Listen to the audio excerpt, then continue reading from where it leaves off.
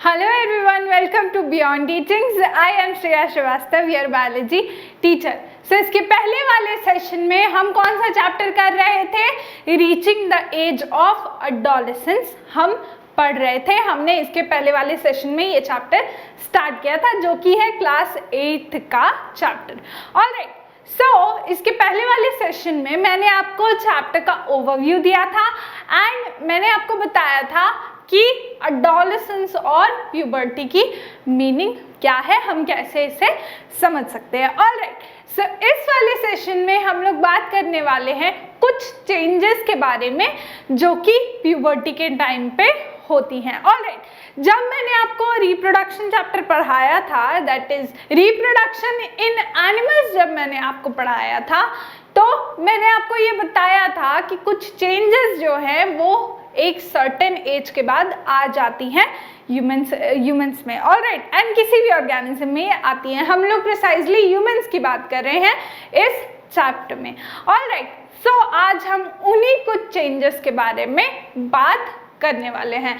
So the first change that occurs is increase in height.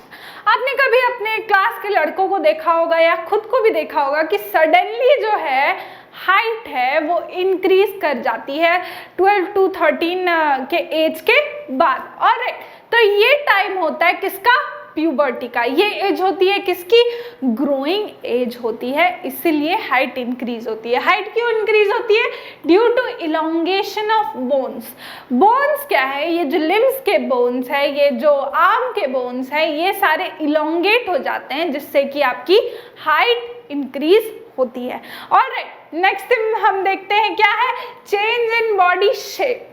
आपने देखा होगा कभी अपने क्लास के लड़कों को कि वो लोग बहुत लंबे हो जाते हैं, उनका जो शोल्डर वाला पार्ट है, शोल्डर वाला रीजन है या चेस्ट पार्ट है, वो क्या है? ब्रॉडर हो जाता है, वाइड हो जाता है। ऑलराइट, सो ये क्या हुआ? चेंज इन बॉडी शेप हुई। ओके, सो ये क्या हुआ? एक तरह का चेंज इन बॉडी शेप हुआ। ऑलराइट, और क्या चेंजेस होते हैं देखते हैं। Broadening of shoulders in boys, जैसा कि मैंने आपको अभी बताया, and broadening of region below waist in girls. Girls में क्या होता है? वेस्ट के नीचे, ये जो वेस्ट है इसके नीचे जो रीजन होता है वो ब्रॉड हो जाता है। ऑलराइट, तो इसी सब कैरेक्टर्स से हमें समझ आता है कि yes this is a age of puberty.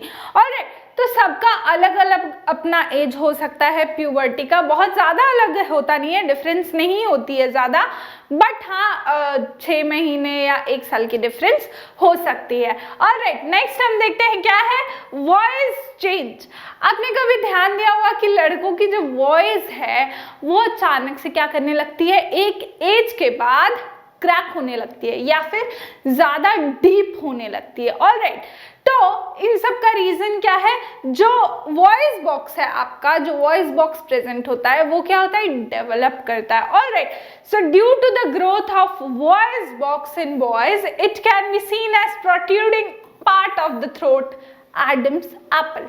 आपने कभी बॉयज में ध्यान दिया होगा कि उनके गले पे कुछ ऐसा निकला हुआ सा रहता है, इस तरीके का। ऑलराइट, इसे हम कहते हैं Adam's apple. Okay, this is nothing but the voice box that is grown.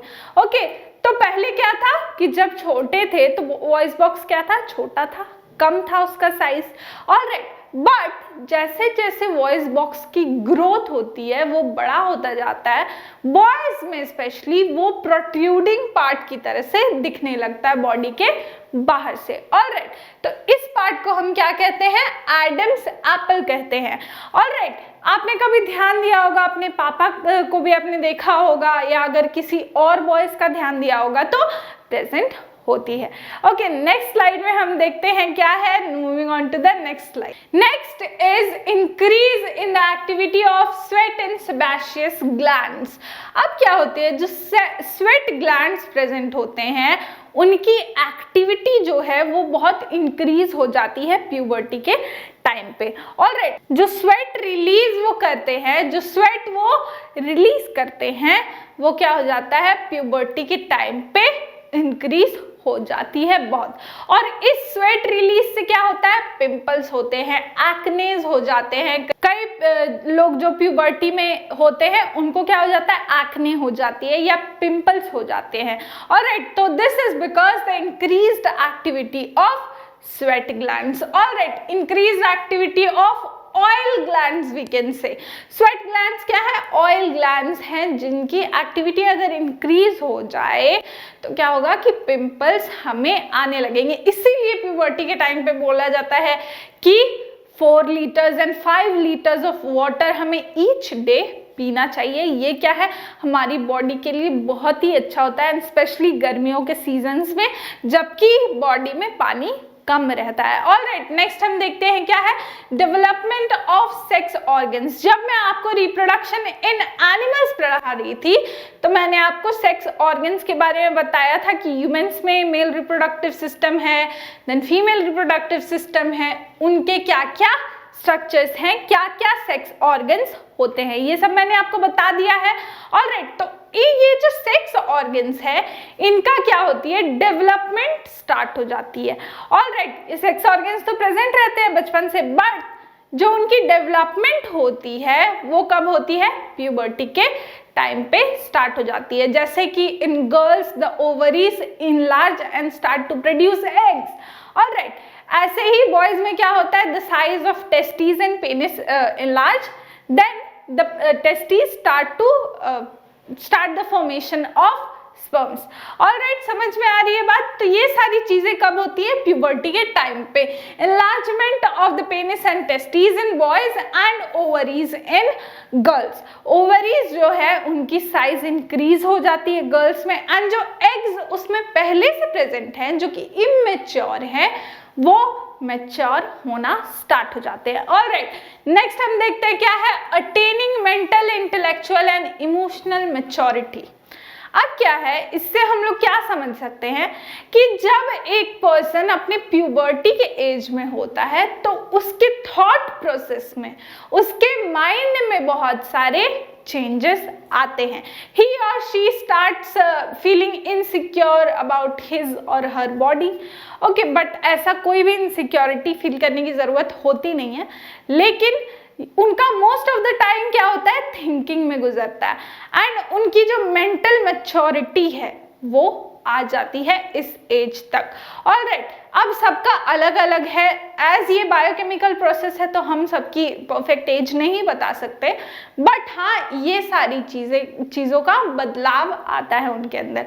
Alright, समझ में आ रही है बात। Moving on to the next slide. In this slide we will see about the secondary sexual characteristics. सबसे पहले हम जानेंगे कि ये secondary sexual characteristics होते क्या हैं।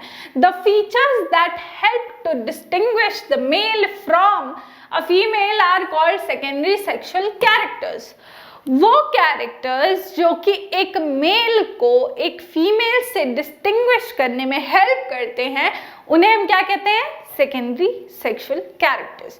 ओके, फॉर एग्जाम्पल कि आपने देखा कोई बॉय है, उसके गाल पे क्या है, बियर्ड है। ऑलराइट, एंड गर्ल्स के तो बियर्ड होते नहीं है, मुस्टैच नहीं होते हैं। तो ये क्या हुआ, ये एक कैरेक्टर हुआ जिसने कि आपको बॉय और गर्ल के बारे में डिफरेंशिएट करने के लिए बताया। ऑलराइट, ये कैरेक्टर की वजह से आप डिफरेंशिएट कर पाए। नेक्स्ट हम देखते हैं क्या है, हॉर्मोन्स इन मेल्स, टेस्टोस्टेरोन। अब ये क्या चीज का हार्मोन है, अब क्या होता है कि ये जो कैरेक्टर्स की बात कर रहे हैं हम लोग, ये जो कैरेक्टर्स है ये कहाँ से आते हैं, हॉर्मोन्स से आते हैं। ऑलराइट, ये कैरेक्टर्स जो है हॉर्मोन्स लाता है किसी भी बॉय के अंदर या फिर किसी भी गर्ल के अंदर। तो जो बॉय के अंदर ये सेकेंडरी सेक्सुअल कैरेक्टर्स आते हैं उसके लिए कौन रिस्पॉन्सिबल है, testosterone.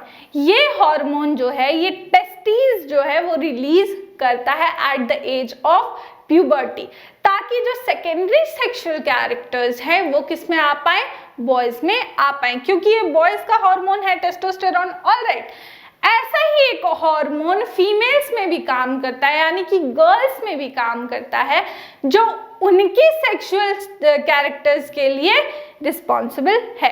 Sexual characters for example development of breast and development of ovaries, इनके लिए कौन रिस्पॉन्सिबल है?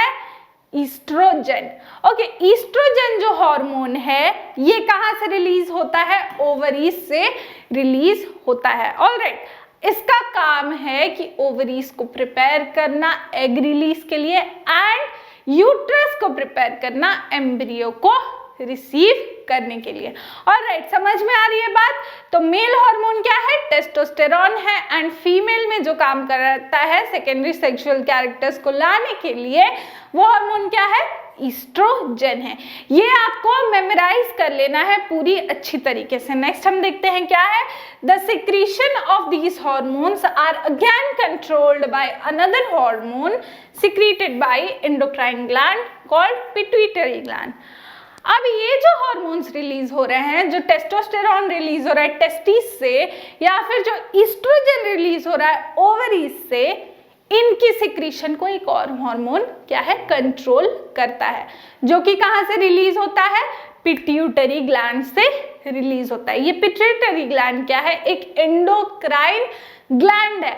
हम लोग नेक्स्ट क्लास में बात करने वाले हैं कि एंडोक्राइन ग्लैंड क्या होता है एंड इसका मैकेनिज्म कैसा होता है हार्मोन एक्शन करने का।